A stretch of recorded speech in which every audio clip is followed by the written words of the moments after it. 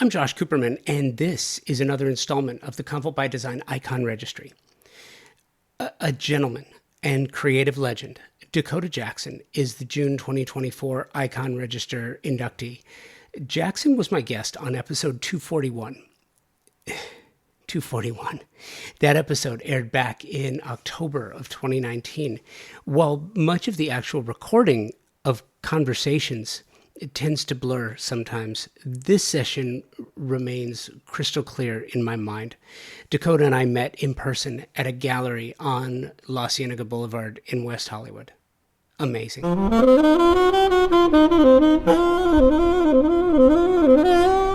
What I remember most vividly is the manner in which the conversation took place. I have long held a fascination with artistically designed furniture and artistic performative individuals. And I recall this sense of wonder as Jackson shared his upbringing in a family of magicians. How this background in magic and performance shaped his ideas about furniture, and how that same sense of showmanship could be applied. We spoke about the desk commissioned by Yoko for John Lennon, this idea that a piece of furniture could be commissioned upon which love letters and music were written, but that it also possessed a secret known only to the designer and the recipient. That type of connection far exceeds the typical design-client relationship. Therein lies another remarkable lesson about how design talent can elicit the same type of trust that a magician can, suspending logic in order to truly believe the performance taking place in front of you. That same type of magic is what great designers do. Their clients suspend logic in order to believe the story the design is telling. Logic doesn't really have anything to do with it. Maybe it's suspending reality for a moment to believe in that story and to realize that that story is crafted by a designer to help shape their lives. That type of trust does not come easily, and not every piece must contain secret compartments. The work is beautiful, elegant, and of superior workmanship. This is also evident in the pianos he's created and crafted for Steinway and Sons. Instruments, to me, are similar to the tools used by magicians. The ability to pull sound from an instrument. It's magical. It's a gift, as is creating art through furniture. Enjoy this re-airing of my conversation with designer and creator of furniture, amazing furniture, Dakota Jackson. I'm sitting in the Hoffa Gallery on La Cienega Boulevard, surrounded by white walls and beautiful works by local and international artists. This is the perfect setting for an interview, and what makes it that much more special is the fact that I had been looking forward to this conversation for quite some time before it took place. It was with Dakota Jackson. Yes, Dakota Jackson is a legendary furniture designer. Yes, Jackson also mastered the art of brand partnerships as the one he has nurtured for quite some time with Steinway and Sons. But he's also a masterful conversationalist. Because of this, I knew that I was going to be tested, and I was really looking forward to it. And Jackson didn't disappoint. This is a conversation about so much more than furniture and design. This podcast affords me the latitude to explore new avenues with creatives, to really see what lies beneath the work and where it all comes from. Dakota Jackson is a masterful creative with a background in the art of magic, theater, illusion, and craft. He's also a true artist with a legendary story to match his body of work. We talk about the desk he crafted for John Lennon at Yoko Ono's request. You'll hear about the days of Warhol, Diane von Furstenberg, and his participation in the American art furniture movement. I thoroughly enjoyed this conversation. It was a challenge, and it flew. It was amazing, and I enjoyed it, and I hope you do too. This is designer, artist, magician, and maker, Dakota Jackson. I love your work, and I was excited to hear that you're coming back to LA with a showroom at the Pacific Design Center. Why? Okay, I got a lot of whys for you. Why now? Why LA? Why the Pacific Design Center? Why? That's a good question. Why? And it's a question we always ask ourselves. And if we ask that question ourselves too often, then we might question the why itself. And I'm not the kind of person who questions why. I just determined that it's something that I want to do that is going to add excitement again, another component of excitement. Are we on at this point? It's funny, I get this all the time. So my recording style is very different because I am a standalone producer. So what I do is I record the videos because everyone wants to see what you're doing and what you're up to. But I don't run the entire video. I run segments. So I cut through and I edit things that we talk about. The audio, our entire audio conversation runs on the podcast. So you'll hear the entire audio episode on Convo by Design. So I understand it can be a little disconcerting when the host gets up and starts walking over to the camera. Sorry about that. It's a call it an unorthodox recording style. Okay, an unorthodox recording style. Okay. Yeah, it's so in other words, keep talking. Keep talking. Okay. Absolutely. Yeah, no, I started this because I love the stories behind the brands of design. My background's in broadcast, and I don't feel like the storytelling has always been the forefront of design brands. And so when I get an opportunity to speak with someone like you, I love the history. I love the creativity behind the brand. I love the brand story because brands aren't easy to build, especially eponymous ones. They're easy to build? They're not easy to build, especially eponymous ones where you're building it based on you, your name, who you are, and what you've done.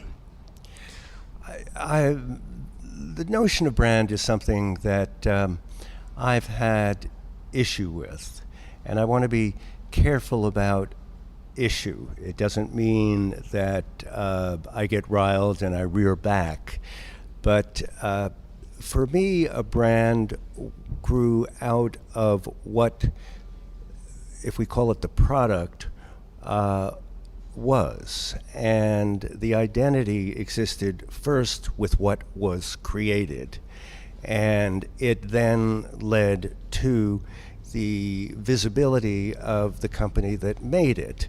Now, that's not to say that in any field there was never an awareness of who made it, but what stood out first was the quality, the dedication, the period of time that the development went on before it began to gain notoriety.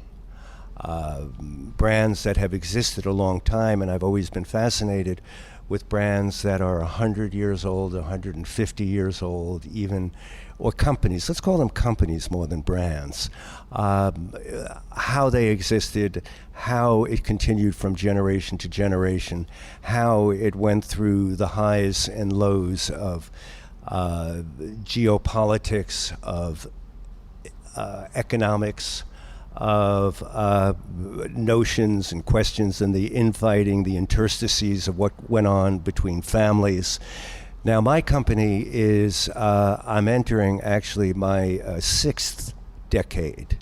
And it's something, so that puts me at least 50 years of being in my business. In fact, 2020 will be the 50th year of the company. And so that puts me right on the cusp. And when I began, there's the why I began, and then there's the beginning.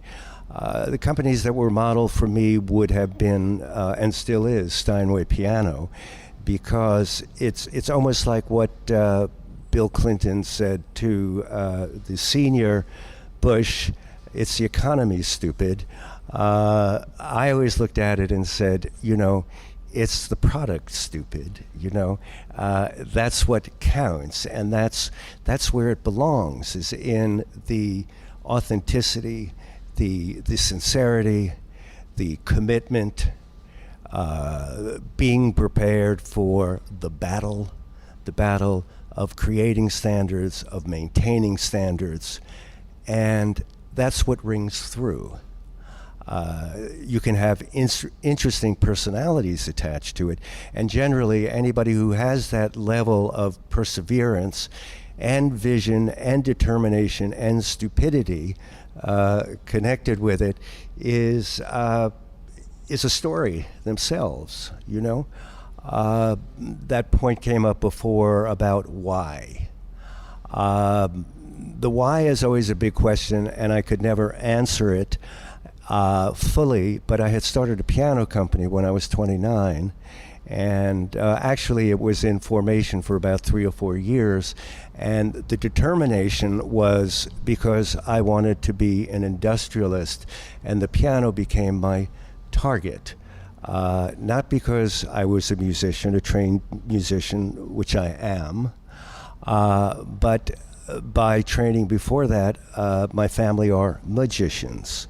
And I was very intrigued with the idea of the industrialist, and the industrialist truly holding power. And I felt that something I had experienced before, that good ideas create jobs, they create communities. In the past, they were industry towns. Industry towns no longer existed. And so this idea of becoming a great piano maker somehow fixated me. And so the question is, why? And somebody once asked me that, and I said, why? Because I could, and nobody told me not to. And it led to all sorts of issues, including unions, including just that idea of what does it mean to work with a large group of people? What does it mean to organize a large group of people? What does it mean to get them all, if not excited, but all focused, all speaking the same language? And you can't control all of that all the time. So that very thought of how do you move a force of people ahead in order to build, sustain a vision. And the piano was my victim, let's say, or I became the piano's victim at that point. Again, I think it was just about a kind of heroicism, and a skewed heroicism. For many, the thought was, and it's always been said, you have to think outside the box. And my feeling has always been, I'd do anything to get inside the box. I would do anything. So it's interesting you mention that, because I've got so many questions now just from that alone. Thinking outside the box, yet from a family that worked inside the box. So you come from a family of musicians. Were you expected... Magicians. Magicians. Yes. Were you expected to follow in the family business? My training was that from a very, very early age. My father was a very, very impressive man, both as a child, a father could be to any child, but the majesty of my father on stage was just breathtaking. And I began to work professionally probably prior to 10 years old. And there were many twists and turns to it.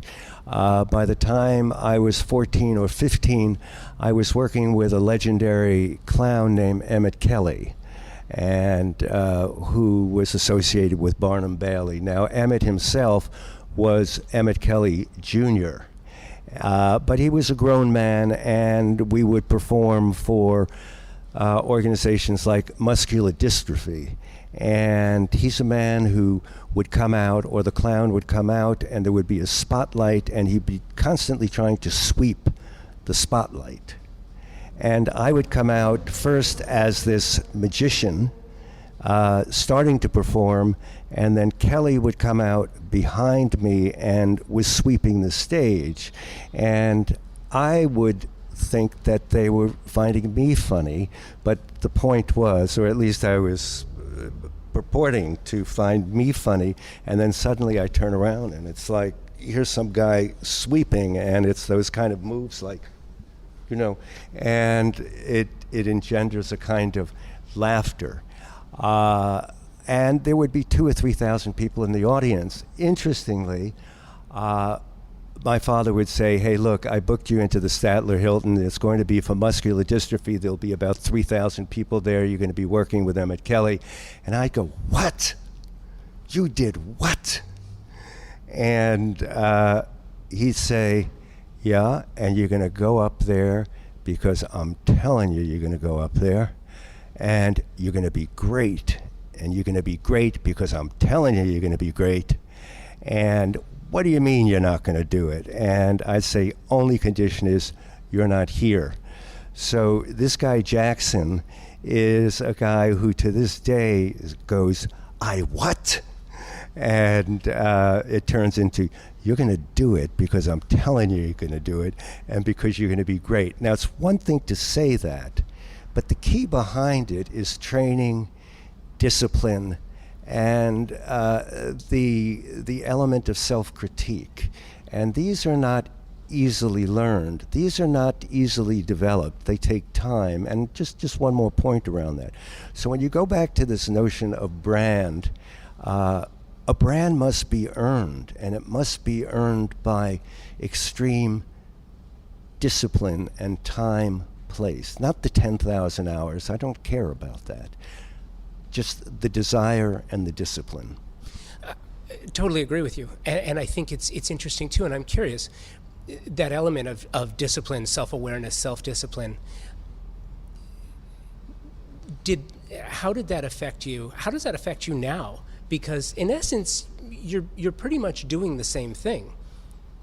You are, I don't want to say you're an entertainer, but you are still a public performer. The medium is different, the work is different, but in essence, you create a product, you create a performance, you put it out there for public consumption, and you have to be disciplined in the work that you do. I'm curious, is the experience the same? And then backing up a little bit more, when did you go from being a magician's son to being a designer, furniture maker? When did the performance change? There's been performance in the traditional and the non-traditional sense of performance for a long time. By saying non-traditional performance, we're talking about the realm of performance art, which I became involved with in the very early 70s. I also danced with members of the Grand Union that came out of, oh my goodness, not out of Graham, but the fellow who just followed Graham. But I danced with Tricia Brown and Laura Dean, and was connected with Yvonne Rainer and a number of others. And you come back to that why. And the why is because it fascinated me, because it was a period of time where these things could be done. It was a period of time, and I'm going to back around and come into your question. It was a period of time of cheap rent, that perhaps the same thing, existed, and I'm sure it did exist here, where, the area that, let's say, John Baldassare came out of, and the idea that the very spaces that people were living in, they were working in, it was their performance space, their lives took place in these spaces, and it was pretty much balanced between men and women who had these spaces. Everybody was the captain of their space, and the cheap rent allowed them to focus on their work. And so coming out of living in a loft made it possible for me to experiment in different ways. Merce Cunningham was the group that started the Grand Union, had come largely out of Merce Cunningham and John Cage. But having a loft allowed me to experiment in many different ways. and I moved into a loft. But again, I was a professional magician, and I was entertaining even in the Catskill Mountains. And but my hair kept getting longer and longer, and it was before the days of, a little before Doug Henning and a little bit before the redefinition of what a contemporary magician could be. But I had spent a long time on the road, and I was less interested in the actual performance of magic than the tenets of magic, the illusion of spontaneity, the illusion of infinite possibility, and most importantly, the illusion of normalcy. So when I discovered that I could build, because I moved into a loft and the space had to be built, I immediately became involved with this transposition of experience. I would say that as a musician, I'm a capable musician. As a magician, I'm talented. My father was beyond gifted. He was consummate. But when I discovered building, as a dancer, it was a period I moved through. I was also with Cafe La Mama, working with a Japanese troupe of avant-garde actors named the Tokyo Kid Brothers, and we were doing Japanese rock opera, a version of West Side Story, but it took place on the Coney Island boardwalk, and even got reviewed by Clive Barnes as a very sad and unhappy magician. And so there were lots of different experiences, but when I discovered building, I knew I was gifted. And it just took over. And I didn't care what I built. I just wanted to build. Couple of things there we wanted to unpack. You didn't care. So when you get a review with words like sad, Like what? Like review? Sad. A review was sad, so they don't like your rendition of the play. Do you care what other people think, whether it's magic, music, or furniture? Two things. I like criticism. Do you? Critique, criticism. By criticism, I mean informed criticism.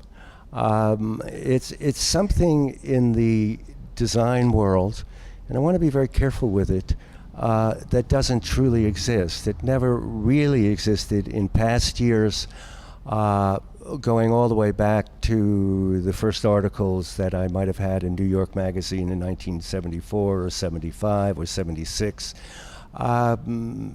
Design was never covered in the serious manner in which architecture would have been, which was much more historical based. Certainly in the 60s, with semiotics, structuralism, deconstructivism, Derrida, Baudrillard, and the various names that came into it from European philosophy. There was so much more, and there was such a rich environment for discourse. And this kind of discourse didn't really exist in design. Clive Barnes critiquing me as a sad magician was because I was a sad magician, and that was the goal, so I didn't take it that way. And I've never really met up against the kind of criticism or critique or discourse that I would really like to see go on in design. It has become more so in past years, but in my early development years, no, it didn't exist. So it's absolutely true, and it's fascinating to me. Why do you think the same level of criticism does not exist as in, say, architecture or art? Why?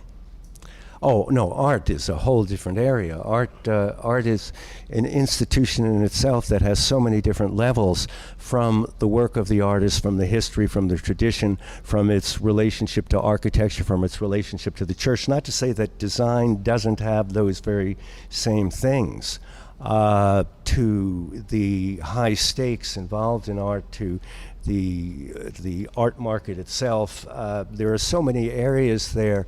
to be written about, that there is, it's as non-institutional as art may be, or as avant-garde as art may be considered, it is an institution in the way that it's developed, that it's grown. And of course we could argue that point.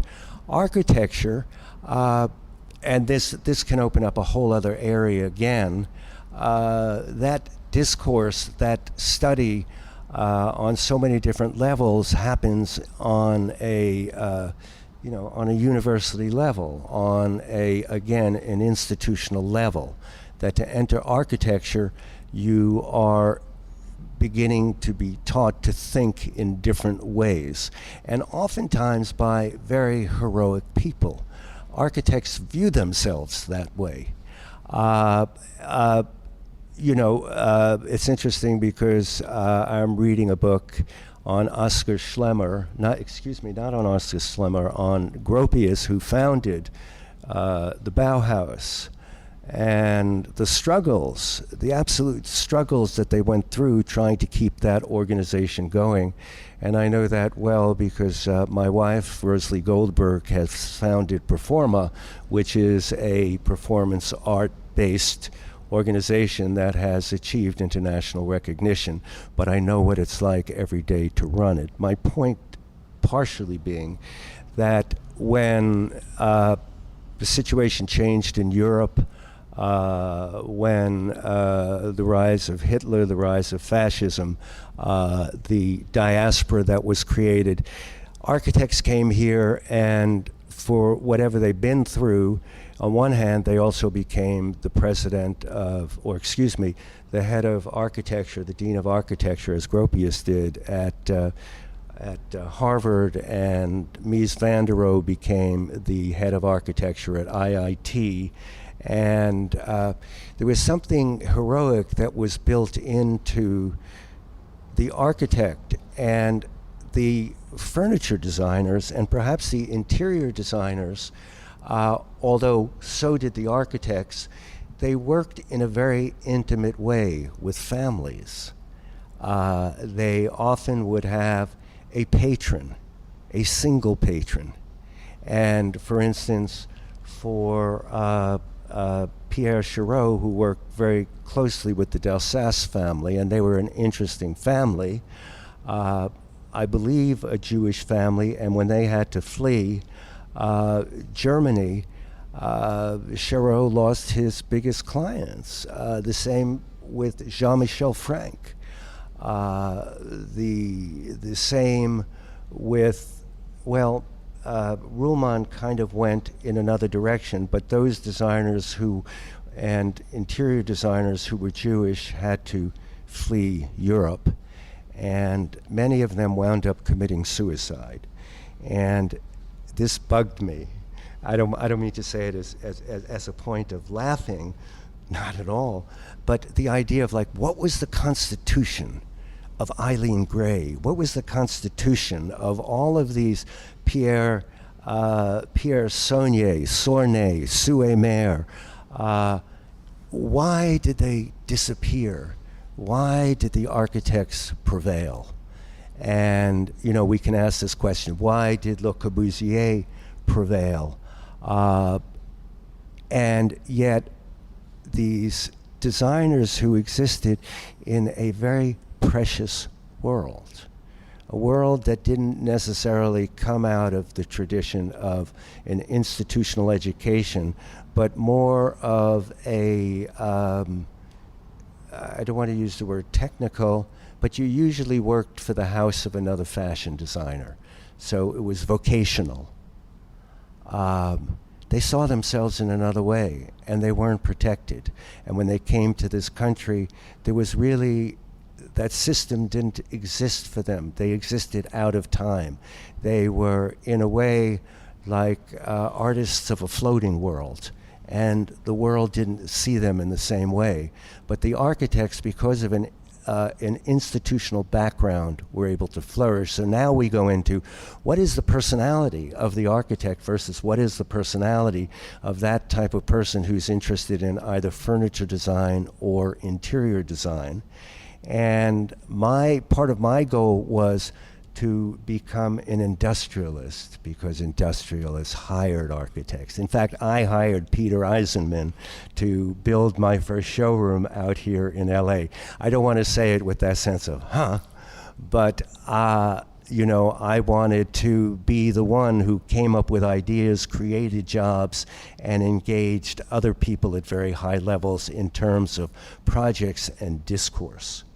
It's a very long answer. It is, but again, it's a little frustrating because each one of your answers has so much to unpack, and I don't have time to unpack everything, but I think it's fascinating. You touched on a couple of points that I wanted to go back to. The industrialist, I think, is really interesting because many creatives don't envision themselves that way. They don't want to be the industrialist. They want to be the individual. They want to be the individual who creates, which you've done. And I wanted to go back to the work itself.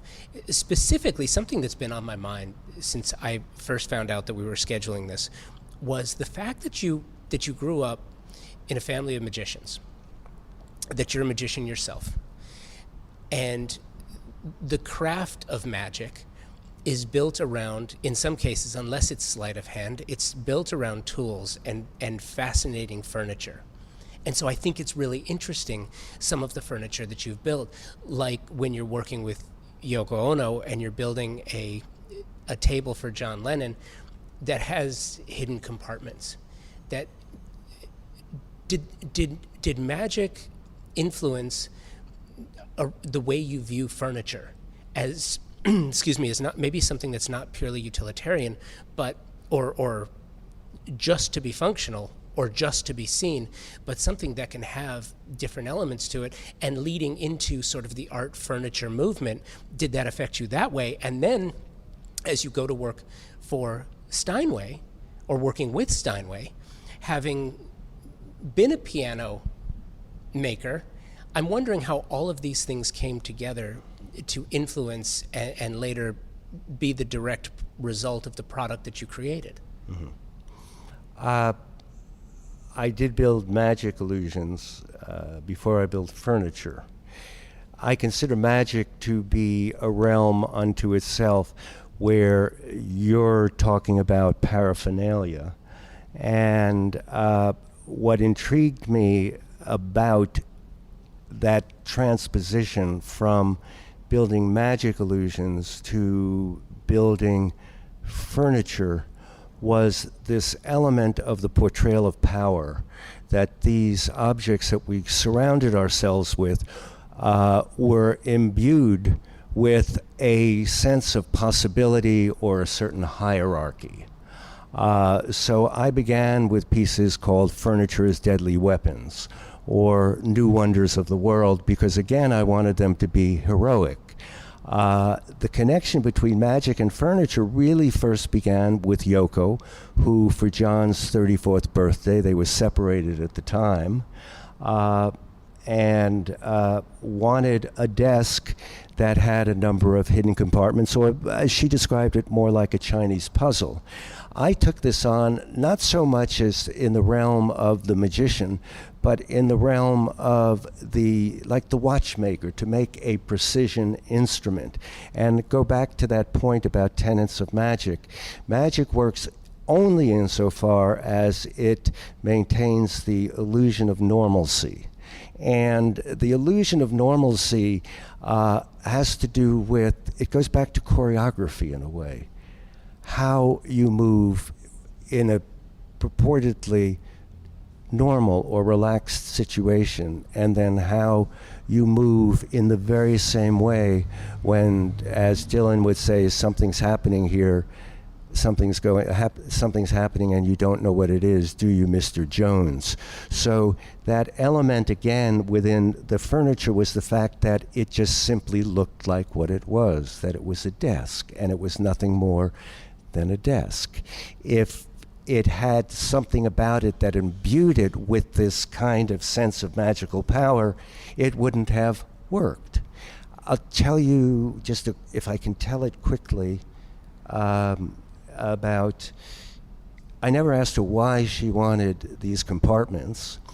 27 years later, or 37 years later, she came back to me 25 years after John's death, and she said that this was John's favorite object, but she wanted to have it restored to a position where it would be just maintained. It turned out it was restored very poorly, or that it was stored very poorly, so we decided to rebuild it. But she asked me to open one of the compartments, and this was 37 years later. There was a 24-year-old boy who built this, and this compartment slides open, and she removes an envelope from it, out of which comes a photograph of Yoko from 37 years before, this very beautiful picture of her.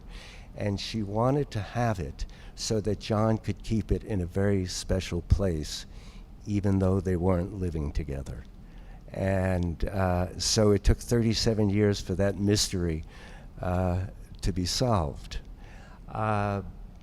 Going back to the independent furniture designer, I looked at it. There really were no furniture or furniture design in this country. It didn't exist. There was no tradition.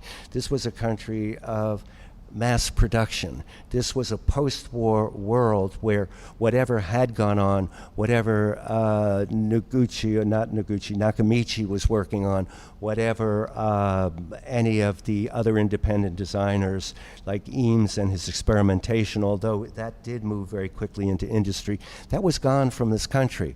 That kind of education that existed either at Cranbrook or at Black Mountain, that no longer really existed in a very obvious way. There was no real training for furniture making except as craft. And so there was an interesting moment in time where it was almost spontaneous that a certain group of designers, almost as if you were walking backwards and bumped into each other in the dark, suddenly found themselves as what was called studio furniture makers. But I still had this idea of being the industrialist. The studio, the independent furniture maker, the art furniture maker for me was a training ground to understand the craft. But I knew where I was headed was something larger than that. I want to circle back as a dreamer, because one of the things that I find really, really interesting is these two sides of the conversation. One being the original goal of being an industrialist, and the realization of being a dreamer and an artist. I'm trying to figure out in my own mind how the two things can be compatible in an artistic construct, because you don't speak like an industrialist. You've done the business side of it successfully. I would argue as successfully as the creative side of it. I'm just curious how those two sides work together, because you don't see that very often. It's a good question. When I'm in the studio, it is a sacred place. I have very strict protocols within the studio.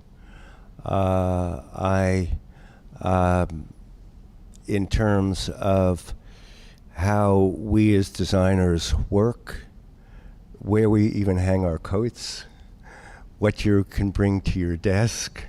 I feel that it has to be this very pure space where thought can go on uninterrupted. And in that respect, it is very much a sanctuary. The door to my office has a prayer room on it, and it either says, I can't remember, it says empty, but the other side has a stop sign, and it says in prayer. And it's there for anybody in the company who needs those moments alone, but it's not even my office, it's sort of my study. And it's not that we walk around in tiptoe, but we're very conscious of one another. We're very conscious of not breaking each other's thought processes. I don't exist. I exist first with language. I probably have a visual catalog in my head of tens and tens and tens of thousands of images that go back to, to early childhood. I was trained as a memory artist, and as such, images have very strong emotional connections to them. They trigger very quickly between a thought, an image. The problem of design, though, I don't want to say it's about function, but it relates to, I guess, I don't even want to be corny about it, but how it's used. It relates to these objects that come as close as you can get them to perfection, All the rest of it is hell, sheer hell, all the time. Getting people to move along with you. You work in a company with people have different interests. My commitment is, I know this sounds corny too, is to my clients. I have a moral and an ethical contract to deliver to the expectation of people who have put a great deal of faith and anticipation in what I do. And that drives me as much as the idea of purely creating a very pure vision. Which is a perfect segue, I feel, into one of the things I wanted to ask you about is this showroom that you're building in LA. We talk about art, we talk about expectation, we talk about criticism, and we talk about creating an experience, because really design is experiential. It really is less about stuff and more about what you do with individual things. That's the art behind it. So when you create a space, a showroom is nothing more than a room, and it's up to you to define what that is. So what's the approach to the showroom? What do you want it to be? What do you hope it is? Where's the magic in this? What would you, because I view this as, some will say, well, it's, and I've had this conversation with others who will say, we're putting in a showroom. What's it going to be like? Oh, we're going to bring in last year's collection, and we're going to add in this year's collection, and then we're going to rotate the collection every 6 months. I'm getting the feeling that that's not what a showroom is to you. It's sort of like the raw and the cooked, I guess. There's a connection or an association, and an odd association, with the notion of displacement and the familiar.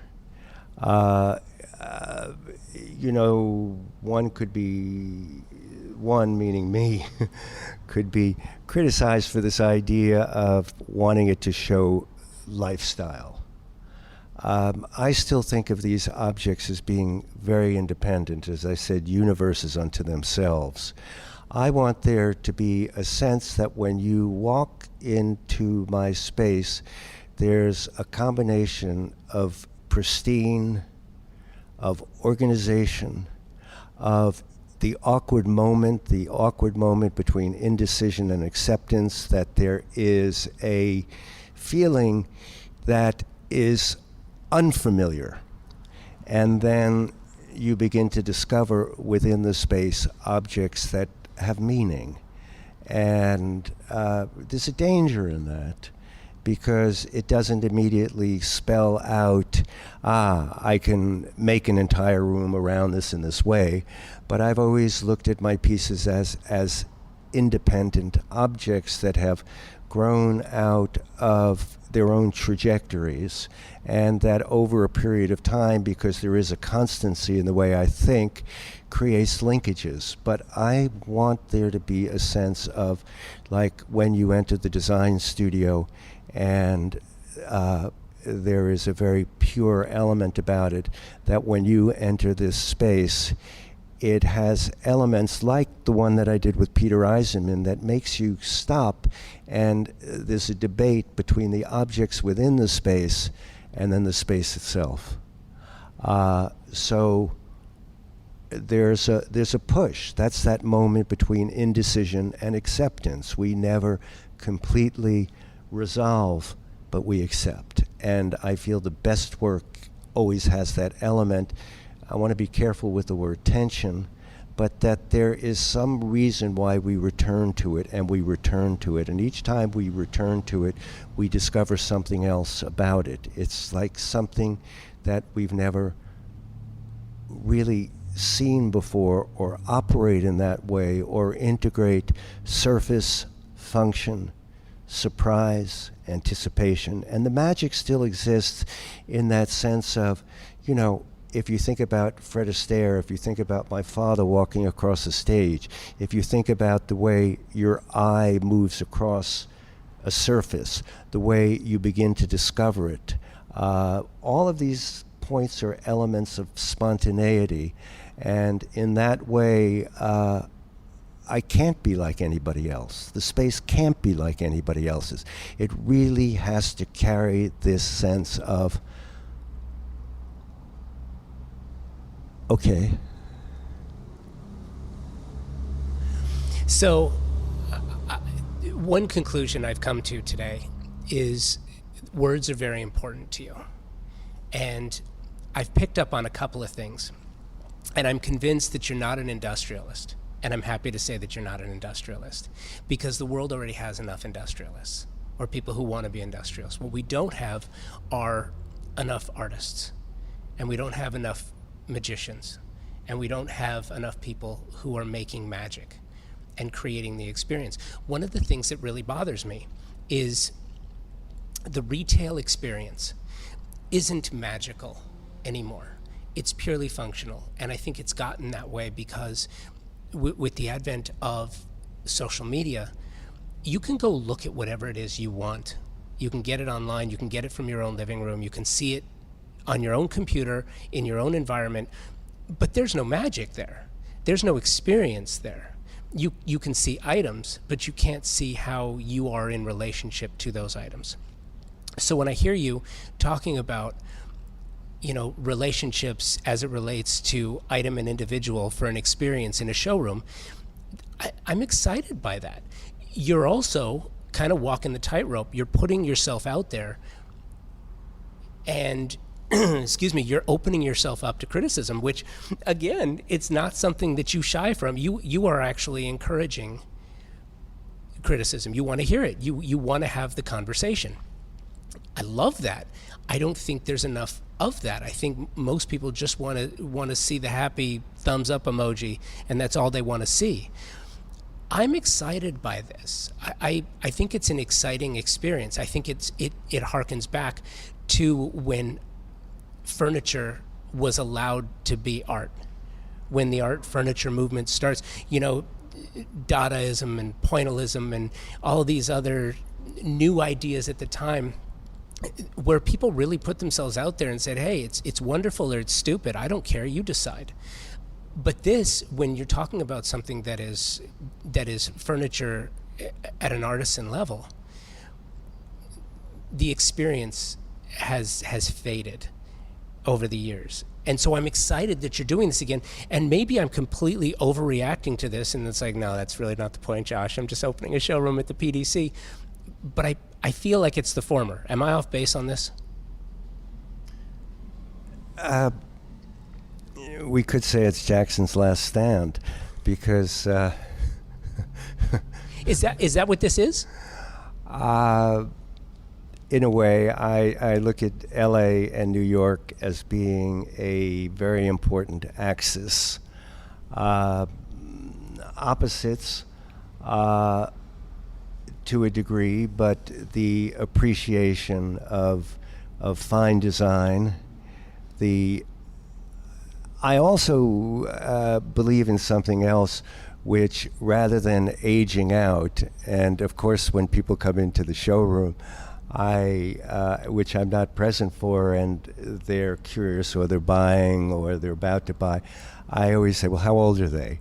You know, and wanting to know if they would get younger and younger. I want, because all of the great old masters, and I consider myself to be a master at this point in time, no tongue in cheek, I deserve it, if not for any other reason, but having survived 50 years of being in the industry.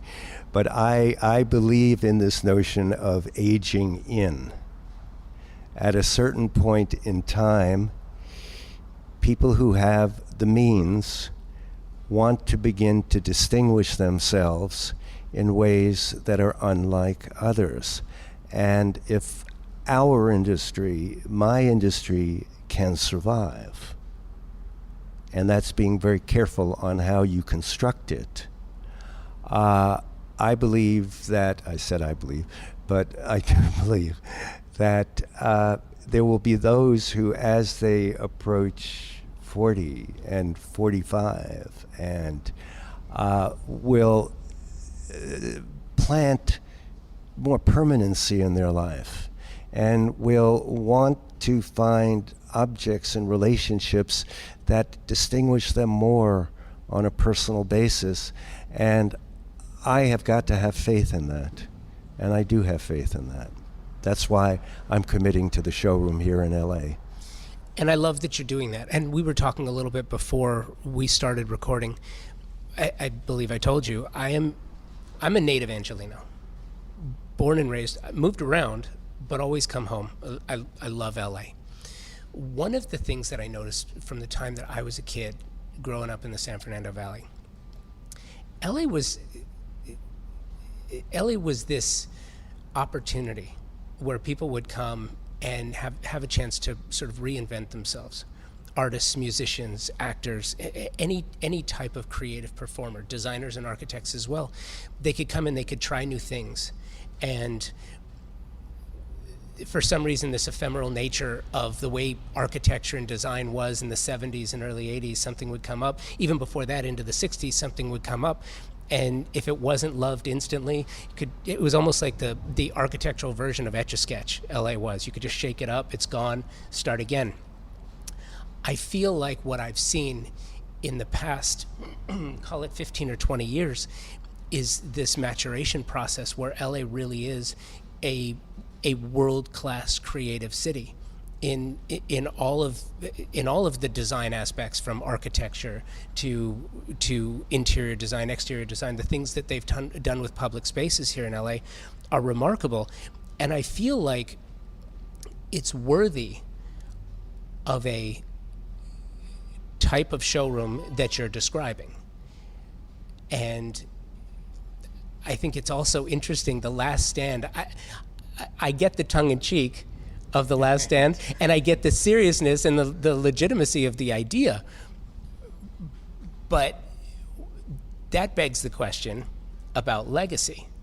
What is the legacy? What would you like that legacy to be? I thought you were going to ask another kind of question, but I would like there to be continuity. I'm not confident that it's going to occur. The legacy, I'm very active in education, and I ran a comparative, it was a master class, not a master's degree, but a master class in comparative design studies, which involves social anthropology and social architecture, and looked at a period from 1958 through 1982 as a period of opposition. So that before we would even touch design, we looked at the civil rights movement. We looked at the second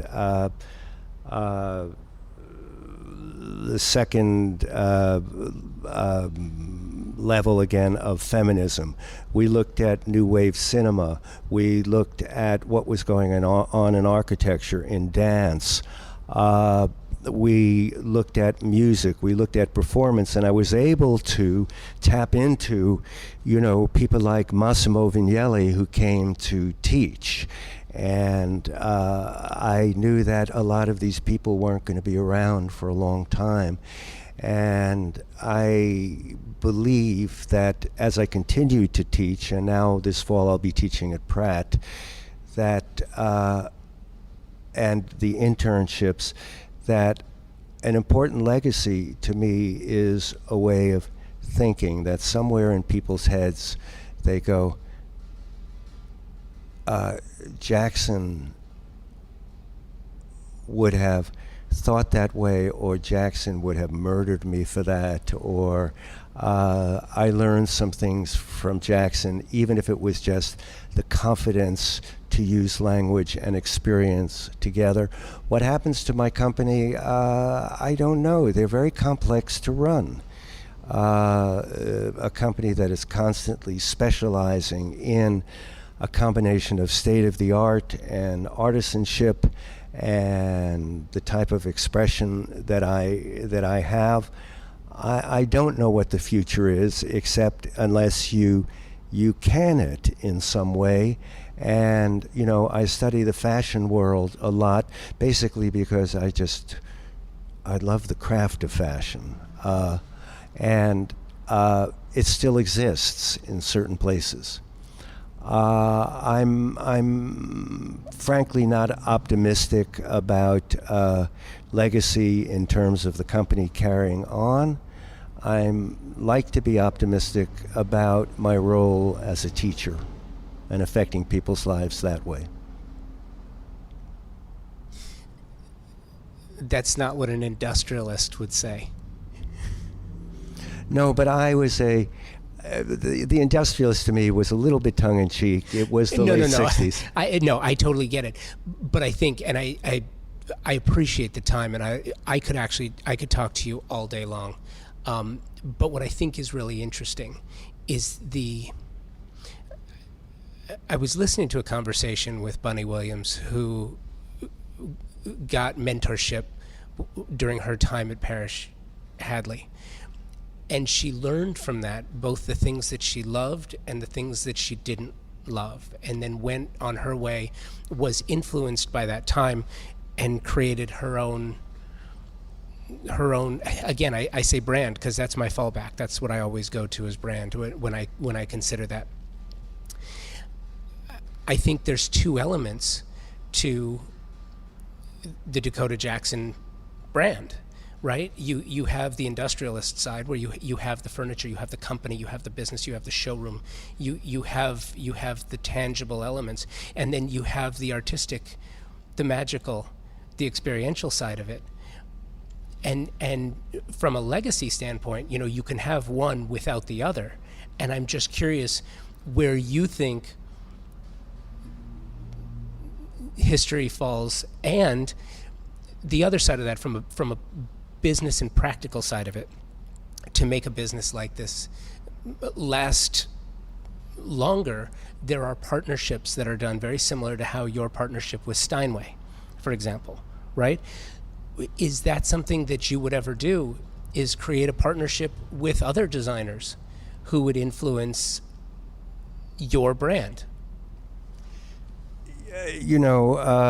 If we probably the most successful that I'm aware of in that area would be Christian Lieg. And the vote's not in yet. So he's out of the company. I believe, and I'm not fully knowledgeable about it, but I believe that a former designer in his company is now handling that end of it. We're watching a company that's going in, that's experiencing a great deal of expansion, and whether that expansion is happening through the fundamentals of the growth of a business or the investment at this point in the growth, I have no idea. And I can't be critical of Lieg in any way. He's certainly a master. Where that showroom goes and its relevance, I don't have any idea. Thank you, Dakota, for making this world a more magical place than you found it. Congratulations on your addition to the Convo by Design Icon Registry. Thank you for listening and subscribing to the show. Thank you to my partner sponsors, Design Hardware, Thermosol, TimberTech, Pacific Sales, and Monogram for your support of both the show and the design community. These are amazing partners, all. They support the trade, and I love sharing these amazing resources with you. Thanks again for listening. Until next week, be well, and take today first.